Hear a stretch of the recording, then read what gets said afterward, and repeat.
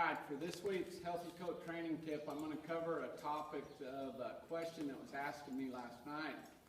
And the situation was I had a customer call that's trying a filly, a real well-bred filly that I really like, that I rode a couple years ago. She went and rode the horse. She really liked some things the horse did, and then she had some questions about some things that the horse didn't do quite as well as she thought she might. And her question to me was, can I get that foundation back? Can I get that feel back in that horse if I took the horse back in training for a month or two? And you know, for the most part, I'm going to say 90-some% of the time the answer to that question would be yes. The thing about foundation, whether it's in a horse, a child, or whatever, if they've had it at one time, I feel like you can get it back. But if they haven't had that foundation and that softness and that collection and that feel, I think later on in life it's real hard to find that.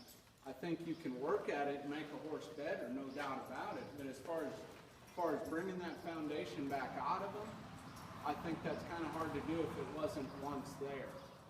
You know, and I thought a lot about that question last night, and I was really glad this customer of mine called that had went and rode that horse, because it raises a good question, and I think that's something everybody, when they're buying a horse, should ask themselves and look at the horse's weaknesses and say, you know, can I get that back? Can I get that softness, that collection back? It's just like this little filly here that's being kind of busy right now because it's so hot. But like with her, I've had her in training for about a month, and if I do my job and I work on those foundations and fundamental principles, when this horse is older, even after she's had a lot of run put to her, if you slow things down and you go back to the basics, all that foundation should come back.